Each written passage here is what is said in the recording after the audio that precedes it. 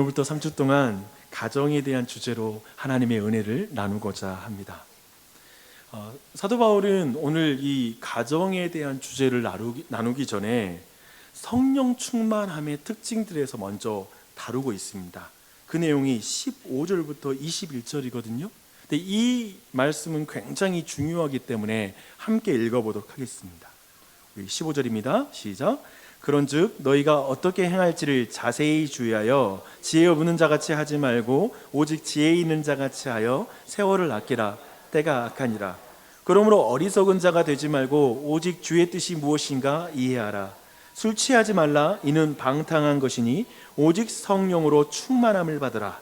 시와 찬송과 신령한 노래들로 서로 화답하며 너희의 마음으로 주께 노래하며 찬송하며 범사에 우리 주 예수 그리스도의 이름으로 항상 아버지 하나님께 감사하며 그리스도를 경외함으로 피차 복종하라. 아멘. 지금 성령 충만함의 마지막의 특성을 담은 그 21절을 여러분 주목할 필요가 있어요. 성령 충만한 사람은 그리스도를 경외함으로 피차 복종한다. 이게 성령 충만한 사람에 대한 정의입니다. 우리는 이 말씀을 통해 우리 모두가 아내의 역할, 남편의 역할을 다루기 전에 반드시 가져야 될 조건을 우리가 발견할 수 있어요. 그것은 가정에서 다루는 모든 의무는 오직 성령의 도우심으로만 수행할 수 있다는 사실입니다. 내 힘으로 남편 역할하고 아내 역할을 하는 게 아니라 성령으로 우리는 그 일을 감당한다는 것이죠. 하나님의 말씀에 여러분이 일반적으로 하나님 말씀에 어떻게 반응하는지 한번 여러분 생각해 보십시오. 여러분이 하나님의 주권적인 역사, 하나님의 은혜를 제가 설교하면 우리는 이런 질문을 해요. 그러면 나는 어떻게 해야 하나요? 이런 질문을 해요. 당연하죠. 그리고 우리가 행할 율법들, 우리가 마땅히 해야 될 의무들을 제가 자세하게 설교를 하면 우리 모두는 이렇게 말할 거예요. 아니 어떻게 그 많은 일들을 그 정도 수준으로 다 행할 수 있단 말이에요. 우리는 그냥 인간일 뿐이에요. 연약해요. 라고 이렇게 말할 것입니다. 근데 지금 이제부터 우리가 다룰 남자와 여자의 역할을 다룰 때 대부분은 아유 어떻게 제가 그 정도 수준으로 남자의 역할, 여성의 역할을 할 수 있겠어요. 하나님은 결혼해 보신 적이 없으셔가지고 남편의 어려움을 잘 모르실 것 같은데 보통 어려운 일 아니고 여자의 역할도 힘듭니다. 제 배우자가 가지고 있는 그 문제들을 안다면 그 정도 수준으로 요구할 리가 없습니다. 제 배우자의 문제를 아신다면 이럴 수는 없어요. 어쩌면 우리 부부는 그런 수준에 절대 다다르지도 못할 것이고 하나님이 말씀하신 대로 그런 남성과 여성의 역할은 우리 부부는 도저히 해낼 자신이 없습니다. 어쩌면 이 설교의 마지막에 여러분 안에 이런 말이 나올 수 있습니다. 아마도 그렇게 말할 수 있는 사람들에게 사도 바울은 지금 처음 시작할 때 지금 이 서론을 둔 이유가 뭐냐면 이렇게 말하고 있다는 거예요. 지금부터 다루는 남녀의 역할은 오직 성령의 권능으로만 행할 수 있는 것입니다. 이걸 기억하십시오. 오직 성령의 권능으로만 행할 수 있다. 이 믿음을 가져야 돼요. 근데 쉽게 말하면 결혼 생활에서 만나는 모든 문제는 오직 성령의 권능으로 상대를 섬기는 법을 배우는 것을 통해서만 해결할 수 있어요. 다시 한번 말씀드릴게요. 우리는 결혼의 여정에서 문제를 만나요. 근데 그 문제를 앞에서 오직 성령의 권능으로 상대를 섬기는 법을 배워야지만이 이 부부관계 안에 문제를 해결할 수 있다는 말입니다. 성령 충만할 때 배우자를 섬기고 싶은 마음이 생겨요. 잘 돌아보세요. 우리가 은혜를 받아야만, 그래서 성령님으로 충만할 때에만 상대의 입장이 생각나면서 갑자기 내가 너무 지나친 요구를 하고 있다는 걸 깨닫게 돼요. 그리고 용서하는 마음도 성령 충만할 때 가질 수 있는 것입니다. 배우자의 반응과 행동에 맞추는 행동으로 행복한 부부가 되는 것이 아니라 오직 성령으로 충만하여 하나님의 기준에 맞출 때 우리는 참으로 행복할 수 있는 것입니다. 참으로 성령 충만함의 특징의 끝에 서로 복종, 서로 사랑, 서로 섬기는 것, 그것을 두는 것은 놀랍지 않아요? 왜냐하면 많은 사람들이 성령 충만함을 말하면서 예를 들면 병 고치는 은사, 그리고 방언하는 거, 그리고 신비한 체험을 하는 거, 그리고 예언하는 거, 이런 것에다가 성령의 권능과 성령의 충만함을 강조할 때가 있습니다. 근데 사도 바울은 성령 충만한 삶의 특징, 그건 뭐냐? 그 정점에 서로 복종, 서로 복종, 그것을 말하고 있습니다. 그리고 이 서로 복종이라는 성령 충만함의 특징을 마치자마자 어디로 가냐면 부부관계로 들어가요. 이건 뭘 말할까요? 이 또한도 성령 충만함이 가장 먼저 드러나는 그 관계가 부부관계라는 것입니다. 성령을 따르는 삶과 부부관계는 이렇게 긴밀하게 관련이 있는 거예요. 우리는 생각하죠. 늘 배웠는데요. 성령 충만함은 방언과 관계가 있어. 성령 충만함은 어떤 은사와 관련이 있어. 이게 아니라 성령 충만함은 부부관계 안에 드러나요. 그래서 누군가가 참된 기독교 신앙은 어떻게 드러납니까? 그리고 성령 충만한 것을 어떻게 알 수 있는 거죠? 라고 이렇게 물어본다면 사도 바울은 이렇게 대답을 해요. 기독교 신앙은 부부관계에서 드러납니다. 성령 충만함은 부부관계에서 반드시 드러납니다. 이렇게 지금 대답하는 것이죠. 어떻게 해요? 자기 중심이 아니라 상대를 사랑함으로. 그게 복종이니까요.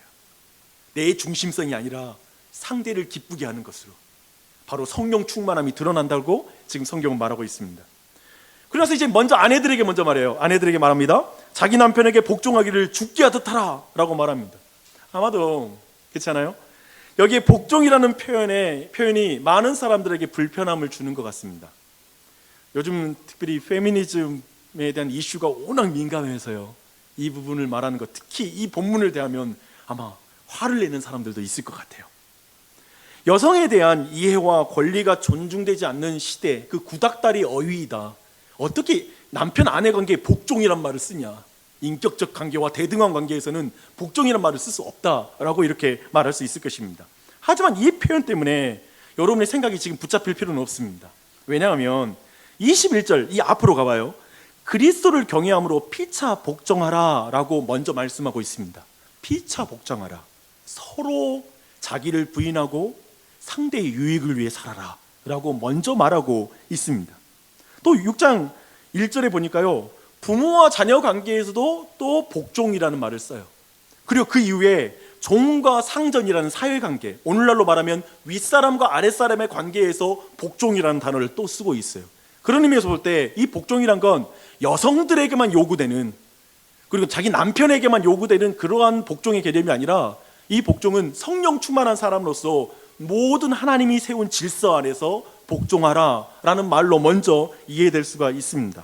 그런 의미에서 여러분이 너무 이 복종이라는 단어에 매여서 다음 내용으로 넘어가지 못하는 일이 없었으면 좋겠어요. 차근차근 더 나아가시게요. 근데 성경은 곧바로 남편들에게 또 말합니다.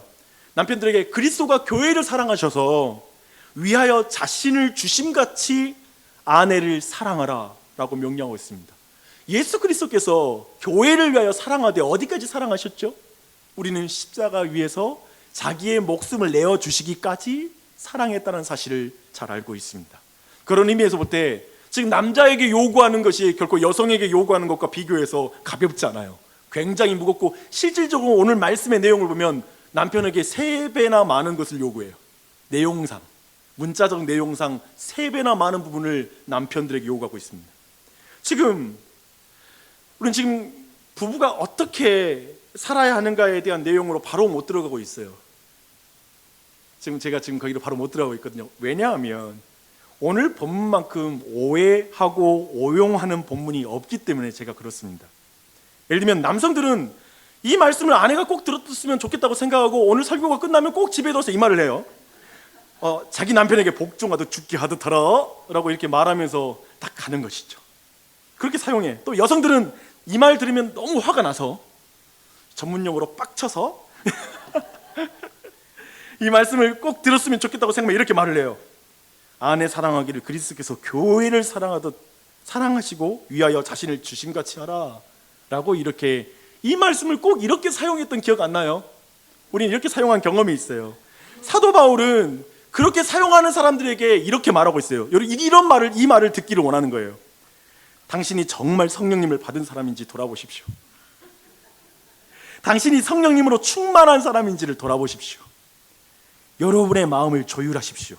오직 성령으로 충만함을 받아 서로 복종하십시오. 이렇게 먼저 말하는 거예요. 왜냐하면 방금 말했던 그 남자와 여자들이 자기 중심적으로 말했던 그 말 자체가 피차 복종하는 말이 아닌 거예요. 즉 완전히 자기 중심적인 말이기 때문에 다시 처음으로 돌아가야 된다는 거예요. 그런 의미에서 본다면 오늘 본문이 간곡하게 남자와 여자들에게 부탁하는 것은, 그리고 권면하는 것은 남편과 아내는 서로를 위해서 희생하라는 거예요. 서로를 위해서 희생하라. 그게 서로 복종한다는 의미예요. 복종하는 것도 자기를 부인하는 희생이고요, 사랑하는 것도 자기를 부인하는 희생이에요.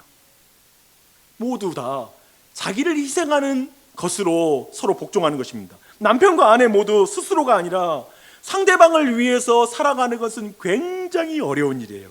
도저히 어려워서 성경은 뭐라 하냐면 오직 성령의 충만함을 받으라. 이건 너희들의 힘으로 되는 게 아니야. 오직 성령의 충만함을 받으라고 지금 서론에서 굉장히 중요하게 다루고 있는 거예요. 이 지점에서 상호 복종과 사랑에 대한 우리의 본능적 외침을 이제 한번 들어보겠습니다. 모든 사람, 아마 대부분의 사람들이 이렇게 말합니다.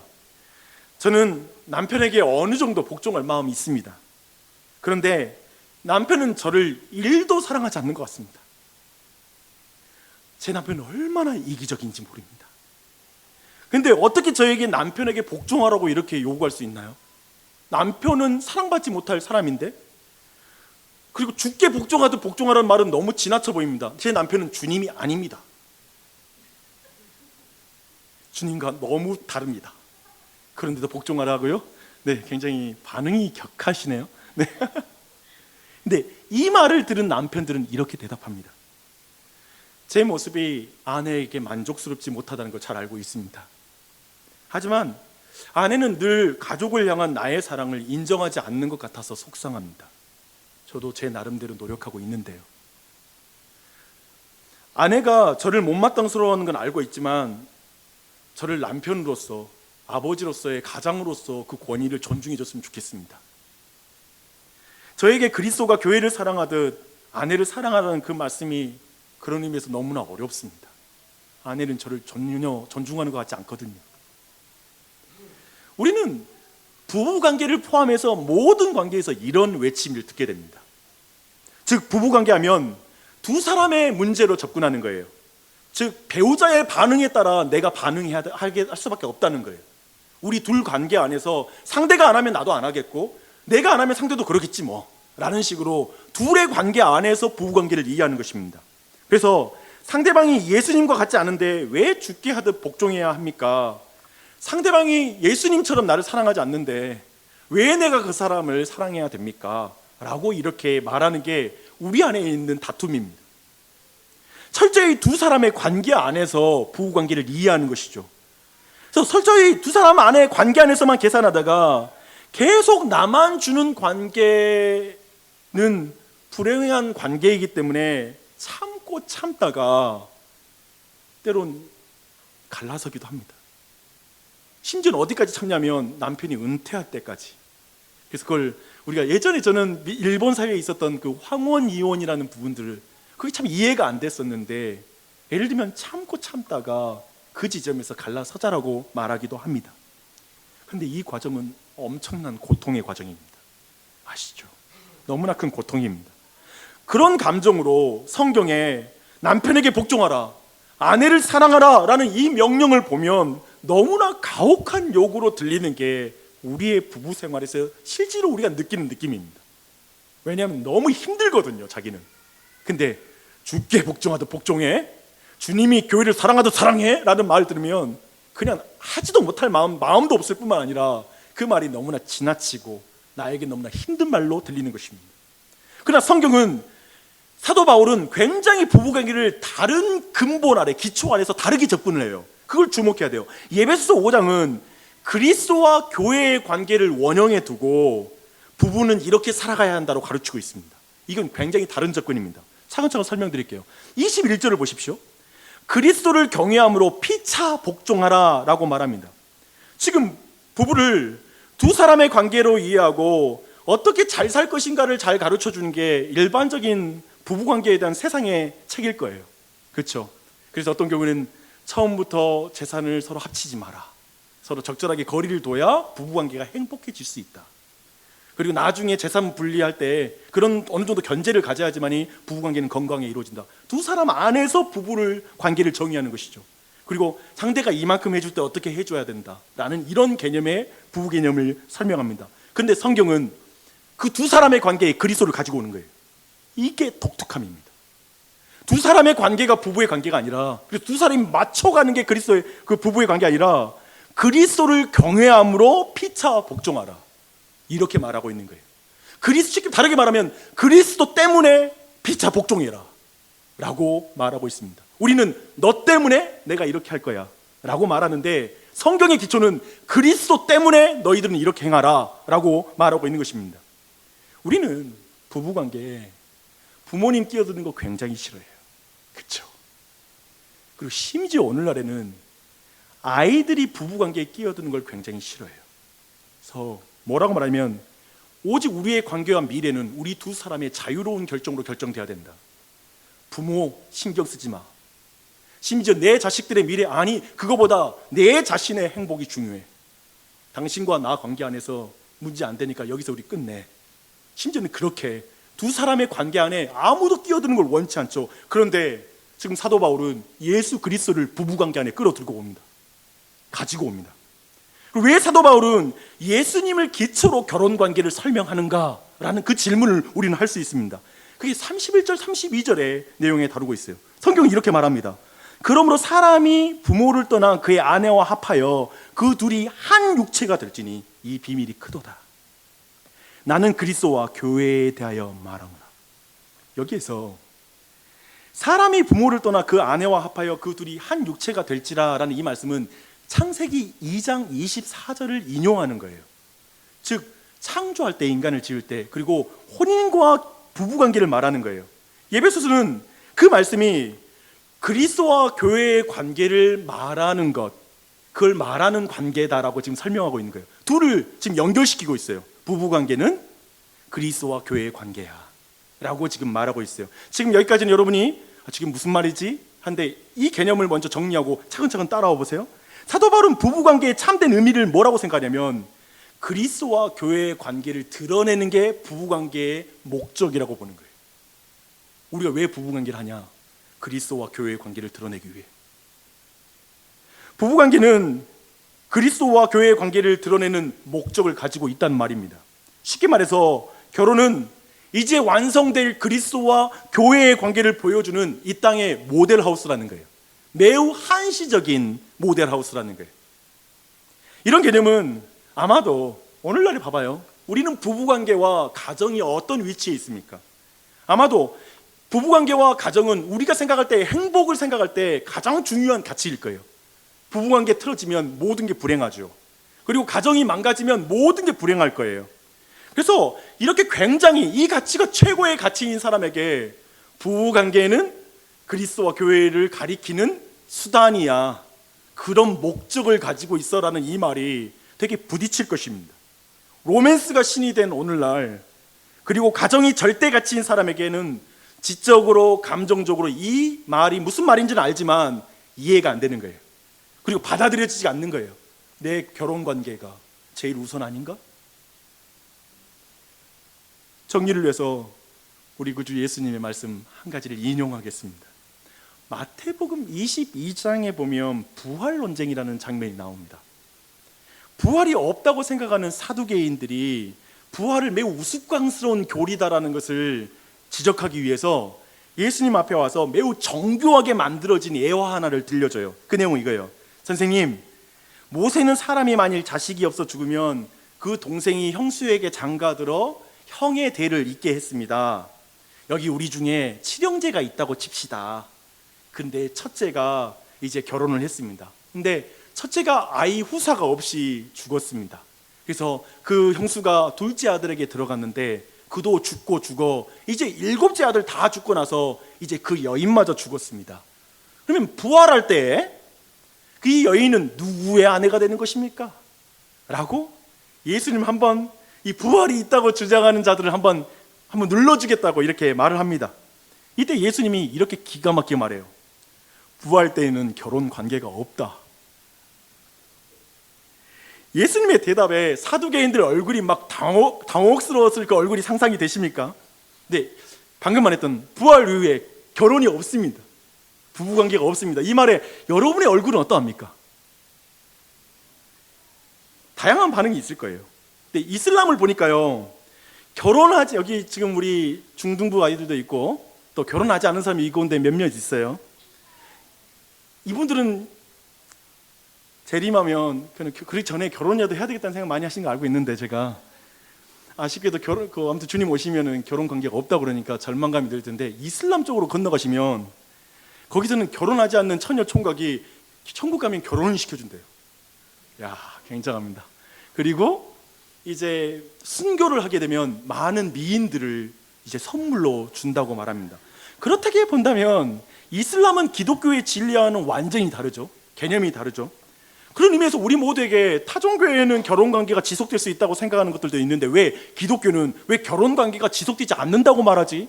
어떤 면에 생각해보면 우리 모두가 그래도 부부관계라든지 결혼관계가 계속 유지됐으면 좋겠는데 라는 마음이 있을 것입니다. 그 답이 오늘 본문에 있습니다.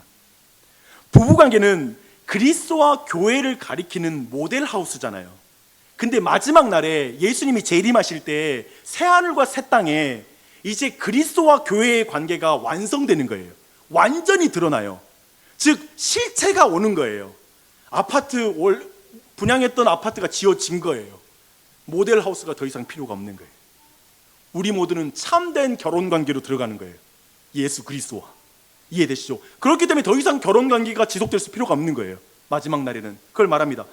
그렇게 본다면 지금 제가 강조하는 지점이에요. 방금 말한 대로 우리의 부부생활이, 많은 사람들은 내 부부관계와 내 가정을 위해 교회도 존재하고 그리고 하나님의 사랑도 존재하고 많은 것이 우리 가정 행복을 위해 존재하지. 나의 행복을 위해서 하나님은 날 만드셨어. 당신은 사랑받게 태어난 사람, 오직 그것을 위해 하나님이 날 지으셨지 라는 개념을 갖는다면 지금 이 부분에 역전이 있어야 돼요. 이 의미가 어떤 의미인지는 제가 차근차근 설명드릴게요. 이제 전체 내용을 정리하고 하나님의 은혜를 나누겠습니다. 지금까지 내용을 사도 바울의 강조에 따라 적용하며 한번 정리해 보십시다. 현대인에게 로맨스와 부부관계에 대한 기대는 어마어마합니다. 특히 이 자리에 아직 결혼하지 않은 우리 청년들과 중등부 친구들, 사랑하는 사람을 만나서 결혼하면 얼마나 행복할까. 쉽게 말해 부부관계와 로맨스는 사람의 행복에 절대적인 영향을 끼친다고 생각합니다. 우리 모두 그렇죠. 아마도 주변에 이혼한 가정, 이혼한 동생 그리고 친척을 둔 사람들은 이 고통이 얼마나 큰지 잘 알고 있습니다. 많은 사람은 그런데 정말 큰 기대감을 가지고 결혼을 해요. 하지만 영원히 행복할 것 같았죠. 그러나 너무 많은 부부들이 깨지고 있고, 그리고 자녀들은 그 깨어진 부부관계를 보면서 얼마나 큰 고통을 받고 자라나는지 모릅니다. 그것은 예수님을 알지 못하는 부부에게만 있는 고통이 아니에요. 사실 교회 안에 있는 그 부부들의 고통과 그리고 이혼율은 믿지 않는 가정과 크게 다르지 않습니다. 신자에게도 고통스러운 부부관계와 가정생활은 얼마든지 일어날 수 있습니다. 목회자들에게도 그런 일이 일어날 수 있습니다. 심지어 성령 사역을 하는 목사님들이 이혼하는 경우도 있습니다. 성령 충만이 뭔가 오늘 본문의 말씀과 연결한다면 연결이 되죠. 우리는 그런 상황에서 이렇게 말하게 돼요. 도대체 성경을 많이 하는 게 뭐가 중요한디? 아니 도대체 성령 사역이 뭐야? 성령 충만이 뭐야? 나도 교회 생활 너무나 오래 했지만 왜 나는 저 예수님 안 믿는 친구보다 우리 부부가 더 불행해 보이지? 그게 너무 중요한 질문이에요. 맞습니다. 가정을 다스리지 못하는 것은 목회자가 그리고 성령 사역자가 성령 충만한 사역자가 아니라는 말이에요. 속을 필요 없어요. 박 목사가 앞에서 설교를 아무리 큰 소리로 말하고 충만한 모습으로 설교할지라도 여러분이 제 부부관계를 보는 것이 그게 성령 충만의 정도일 거예요. 예를 들면 속지 말자는 거예요. 신앙에 대해서 성경 그렇게 말하고 있으니까. 에베소서의 말씀을 따라 우리는 자신의 신앙과 인생, 부부관계 전체 묶어서 우리 자신을 좀 정직하게 돌아봐야 한다고 믿습니다. 그런데 낙심하지 말 건 뭐냐면 성령님을 통해 하나님이 도와주시기에 우리는 성령님을 의지한다는 거예요. 성령님 충만으로 말미암아 우리는 온전한 부부가 될 수 있어요. 우리의 힘과 우리의 수준에 있지 않기 때문에 오직 성령님을 의지해야 돼요. 할렐루야. 꼭 붙잡으십시오. 어느 부분을 도와주시도록 간구해야 될까요? 도대체 어떤 부분을 도와주는 게 성령 충만일까요? 했을 때 우리는 부부관계를 깨뜨리는 것이 뭐냐면 자기 중심성입니다. 이기적인 마음. 서로 복종한다는 것은 반대로 내가 아니라 상대를 위하여 자기를 희생하는 것인데, 그 반대는 당연히 이기적인 마음이죠. 사람들은 이기적인 마음이 무슨 죄냐고 말해요. 아니, 살인한 것도 아니고 뭐 거짓말해서 사기친 것도 아니고 도대체 이기적인 마음이 무슨 죄냐고, 모든 사람이 가지고 있는 게 이기적인 마음 아니냐고 라고 말하면서 이기적인 마음을 회개해야 될 죄라고 생각하진 않아요. 그 정도로 심각한 죄라고 생각하지 않아요. 근데 부부관계로 들어가면 말이 달라져요. 생각해 봐봐요. 물론 그런 가정도, 그런 부부도 있긴 하지만 우리 중 누가 남편을 그리고 아내를 죽인 사람이 어디 있어요? 그리고 우리 중 누가 이 사람을 좀 내가 사기쳐가지고 거짓말해가지고 뭐 좀 뜯어내야 되겠다는 생각이 우리 중에 누가 있어요? 도리어 우리 부부 생활을 고통스럽게 만드는 게 뭐냐면 수십 년 동안 변하지 않고 계속 하나도 변한 것이 없이 이기적인 사람을 볼 때, 그 이기적인 남편, 조금도 이기적으로 희생하지 않으려고 하는 아내의 모습이라든지 이런 모습들을 볼 때 우리는 굉장히 고통스러워요. 저 사람이 왜 저렇게 안 바뀌어? 왜 저렇게 이기적이야? 사실 이게 우리의 고통이에요. 내가 이기적이며 배우자와 아내들에게 얼마나 엄청난 상처를 주는지 모릅니다. 사도 바울이 말하는 성령 충만함은 바로 이 이기적인 마음을 깨뜨리는 권능이에요. 성령 충만을 정확하게 개념을 생각하게 해요. 성령 충만함이 필요합니다. 그렇죠? 이 이기적인 마음을 깨뜨리는 능력이 성령님께 있기 때문에 그렇습니다. 우리는 우리 이기심을 이길 사람이 아니에요. 인정하십시오. 문제는 남자와 여자 모두가 죄인이라는 거예요. 근데 오늘 에베소서의 문맥에서의 죄인이라는 뜻은 뭐냐면 자기 중심성이에요.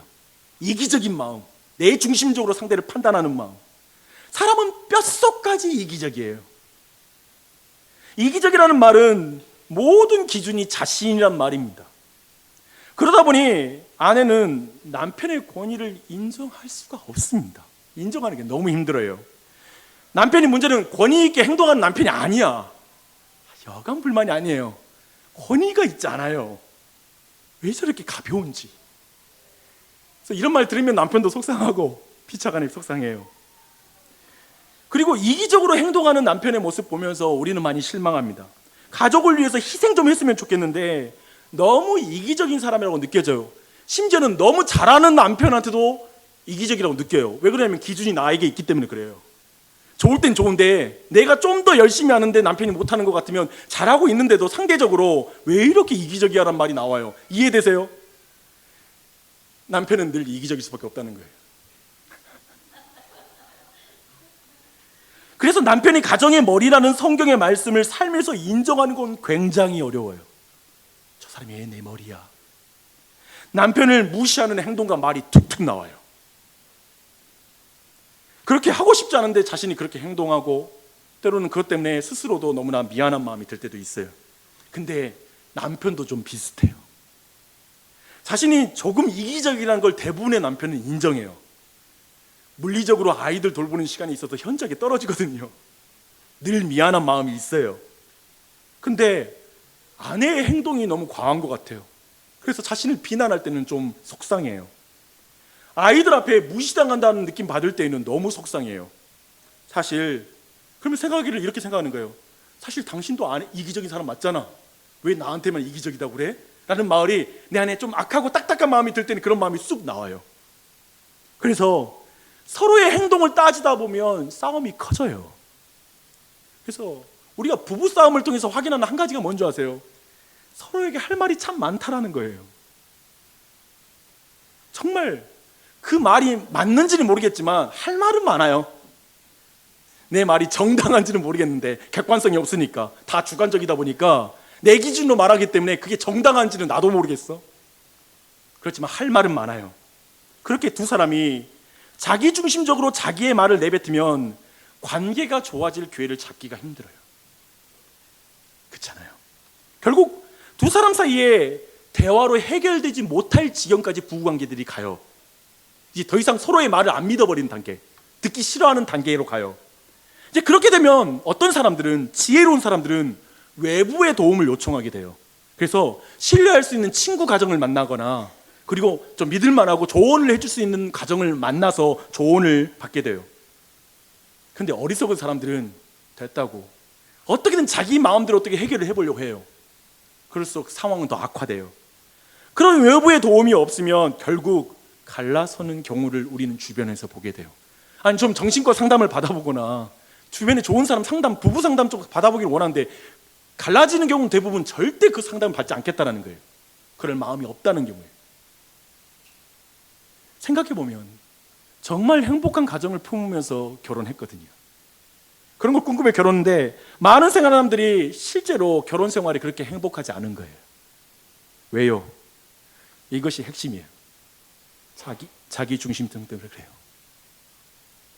나라는 이기적인 마음. 그리고 그것을 두 사람 안에서 어떻게든 해결해 보려고 할 때 상황은 더 악화될 뿐입니다. 근데 지금 에베소서에서 사도 바울이 강조하는 것은 그 결혼 관계는 두 사람이 맞춰 살아가는 게 결혼 관계가 아니라 두 사람이 예수 그리스도께 맞춰 사는 것이 바로 결혼 관계라고 말하는 거예요. 우리 둘이 보면서 서로 손해보며 거래하며 사는 관계가 아니라 예수 그리스도께까지 자라가는 것, 그분을 기준으로 맞춰가는 게 결혼 관계라고 말하고 있습니다. 사람은 이기적이어서 상대에게 절대 잘 맞추지 않아요. 제가 볼 때 계속 이걸 맞추는 사람들은 내가 볼 때 어느 정도 뭐 인격 뛰어나면 되겠지만, 근데 대부분은 거래하듯이 맞춘다면 절대 맞춰지지 않아요. 오직 예수 그리스도를 경외함으로 상대를 인정하고 용서하고 사랑하는 것입니다. 한번 보실까요? 제가 볼 때 부부관계를 양자관계로 생각할 것인가 삼각관계로 생각할 것인가의 문제인데, 제가 볼 땐 수치적으로 이혼율이 기독교인과 비그리스도인들 사이의 이혼율이 비슷한 것을 봤을 때 기독교인들이 여전히 결혼관계를 양자관계로 성립하고 있다고 말할 수 있을 것 같아요. 그게 뭐냐면 그 안에 그리스도를 중심으로 부부관계를 해나가는 걸 사실은 많은 부부들이 연습하지 못하는 거예요. 그래서 도리어 내가 볼 땐 주위 사람들과 건강하게 어울리고 상담 잘하고 주변에 지혜 있는 사람 찾아가는 불신자들이 좀 더 행복하게 살아요. 심지어는 예수님 믿는데 예수님께 이 문제를 가져가지도 않고, 그렇다고 해서 부끄러워가지고 그리스도인으로서 다른 불신자한테 찾아가서 상담하는 것도 부끄럽고, 그러니까 우리 둘의 문제니까 우리 둘이 어떻게든 해결하다가 더 힘든 거예요.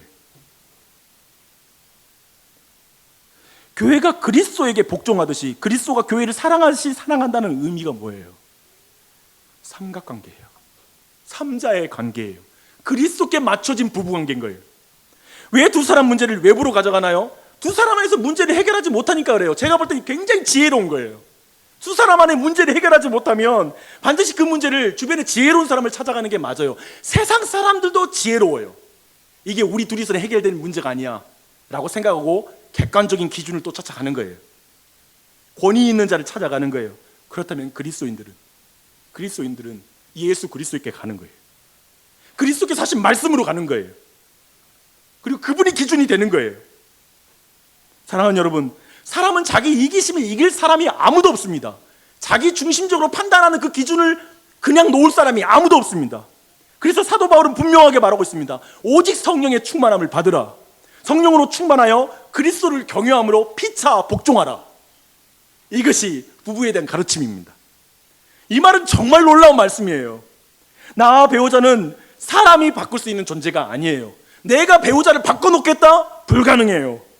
나와 배우자는 상대방에게 일방적으로 은혜를 베풀 수 있는 사람이 될까요? 내 힘으로? 아내를 계속 참아줄 수 있을까요? 남편을 참아줄 수 있을까요? 우리가 리스트 만들어주고 협박을 하면 그가 기꺼이 스스로의 유익을 포기하고 배우자를 위해 살아갈 수 있을까요? 여보, 이렇게 똑바로 좀 해. 제발 다음 주까지 이거 해놔. 이 말이 사람을 변화시킬까요? 제가 볼 때 오늘날 내가 볼 땐 많은 사람들이 리스트 아니면 이런 것들로 자신의 행동, 내면의 변화 없이 상대를 섬기지 않다 보니까 어느 지점까지 참다가 마지막에 이렇게 말하는 거예요. 왜 나만 계속 참아야 되냐고. 왜 나만. 그러니까 쓴뿌리가 있는 거예요. 마음의 변화로 움직인 게 아니라 억지로 참았거든. 저는 우리의 결혼의 여정에서 이런 때를 만날 수 있다고 생각하고, 지금 이 자리에는 저는 개인적으로 우리 교회는 너무 행복한 가정들이 너무 많아가지고 제가 볼 땐 오늘 설교는 다 공쳤다, 하나도 안 느껴질 사람이 너무나 많다, 그래서 그런 사람이 많을 것 같다는 생각도 들어요. 근데 저는 결혼 생활을 하면서 느끼는 거 뭐냐면, 영적인 연료가 떨어진 때가 오는 거예요. 뭐냐면 내가 알고 모르의 문제가 아니라 내가 버틸 힘이 없을 때가 오는 것 같아요. 뭐냐면 사랑하고 싶은 마음이 더 이상 안 생기는 거예요. 계속 말해도 안 고쳐지고 계속 이야기해도 안 됐거든. 이제 어느 순간에 그냥 내 마음에 더 이상의 에너지가 남지 않은 거예요. 우리는 자동차를 몰 때 연료를 채울 시기와 그리고 그 어느 장소를 알아두고 있습니다.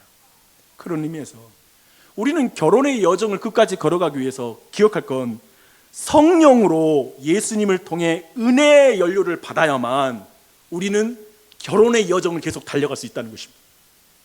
내 힘이 아니라 성령으로 예수 그리스도의 은혜의 연료가 어디에 있는지 아는 거예요. 그래서 예수님 찾아가는 거예요. 주님께 기도하는 거예요. 주님 앞에 엎드리는 거예요. 그것이 바로 우리의 연료의 탱크니까요. 이렇게 말하면 아마도 우리 중등부 결혼 생활이라는 게 결국 그런 거였나요? 용서하고 참고 인내하는 거. 제가 꿈꿨던 결혼과 가정은 그런 게 아닌데, 그냥 좋을 것만 같은데. 그걸 확인하려면 항상 제가 볼 때 뭐냐면, 우리의 부모님을 보면 확인이 다 되는데 아이들이 확인을 못하고. 제 말이 여러분에게 정죄감을 주거나 수치심을 주려고 하는 게 아닙니다. 저를 포함해서 그래요. 진짜 그런 것 같아요. 단순하지가 않죠, 결혼 생활이라는 게. 우리가 그러나 기억하십시오. 분명 이제부터 여러분의 인생에 배워가야 될 결혼의 기쁨과 가정의 기쁨은 더 많이 있을 거예요. 오늘 말씀 가운데 우리가 회개하면, 돌이키면 우리에게 주어진 기쁨은 더 많아질 거예요. 그리고 누릴 수 있는 기쁨은 더 많아질 거예요. 절망할 필요가 없어요. 우리가 이것을 완전히 포기할 필요가 없어요. 그렇지 않아요. 그런데 결혼 관계에서 계속해서 문제가 발생하는 것을 우리는 견디지 못하는 걸 보게 됩니다. 근데 이 기분이 있어요. 그래도 그렇게 살아야 돼? 라는 마음이에요. 언제까지 내가 이렇게 살아야 돼? 참아야 돼? 이 마음이 있어요. 제 생각에 괜찮아, 별거 아니야 라는 기질의 사람이 더 잘 버텨요, 기독교인보다. 괜찮아, 별거 아니야, 뭐 이런 사람들이 부부 생활이 행복해요, 더. 근데 저는 오늘 말씀에서 굉장히 강력한, 그리고 제 부부 생활에 가장 강력하게 영향을 주는 말씀 한 가지를 드리고 마무리하겠습니다. 결혼의 목적을 기억하는 것입니다. 결혼은 교회와 그리스도의 관계를 드러내는 게 목적이라는 거예요. 잘 들어보십시오. 굉장히 중요해요. 제가 내 부부가 행복한 것이 내 인생의 지상 최대의 목적이라면, 부부관계에 문제가 생기는 게 그렇게 견디기 힘들더라고요. 왜 이런 문제가 있어? 왜 이 사람은 이래? 라는 입장으로 계속 보는 거예요. 그것이 내 마음에 굉장히 어려워요. 근데 내 부부관계가 그리스도와 교회의 관계를 드러내는 것이야. 그러니까 내 결혼관계는 목적이 있어. 목적이 뭐냐면 그리스도가 교회를 얼마나 사랑하는지 드러내는 거. 그 교회는 죄도 많고 흠도 많고 더럽지만 끝까지 사랑하는 거, 참아내는 거, 그리고 넘어가 주는 거, 이 모든 걸 배우는 게 내 부부관계의 목적인 거야. 그 순간이 될 때 내 삶에 있는 문제가 막 불행한 이유가 아니라 예수님을 닮아갈 이유가 되는 거예요. 이 목적을 받아들이지 않는 이상 제가 보는 건, 그리고 말씀에서 제가 발견하는 건 뭐냐면, 우리는 가정 안의 문제를 기쁨으로 그리고 적극적으로 받아들이지 못해요. 그래서 근본적으로 여러분에게 묻는 거예요. 여러분의 결혼관계의 목적은 뭐예요? 그리고 하나님은 거기서 어디 위치해 있어요? 여러분의 결혼관계가 그리스도와 교회의 관계를 드러내기 위해서 있습니까? 아니면 교회가 여러분의 행복을 위해서 존재합니까? 물론 이걸 항상 극단적으로 나눌 필요는 없을 거예요. 항상 교회가 여러분을 행복하게 해주니까요, 실제로. 하지만 이 질문 앞에는 직면해야 돼요. 여러분에게 뭐가 목적입니까? 교회와 그리스도의 관계를 드러내는 게 부부의 목적입니까? 아니면 이 부부가 최고의 중요한 자리에 있습니까? 그래서 마지막 날에 주님 앞에 섰을 때 제가 볼 때 이것이 부부관계의 극찬이에요. 여보, 내가 당신 때문에 예수님 많이 닮았어. 내가 당신 때문에 복음을 배웠어. 당신이 그때 나 참아줬잖아. 그때 그대로 넘어졌을 때 자기 말 안 했지만 나 알았어. 그리고 그게 내 마음을 바꾸더라고. 고마워. 복음을 가르쳐줬어. 그리고 마지막 날에 있는 일은 그런 일일 거예요. 그걸 고맙다고. 저는 이 결혼관계의 목적이 이렇게 바뀌었을 때만 우리 결혼관계가 행복할 수 있는 것 같아요. 저는 그렇게 믿습니다. 여러분, 그런 결혼관계로 나아가는 은혜가 있길 바랍니다. 네.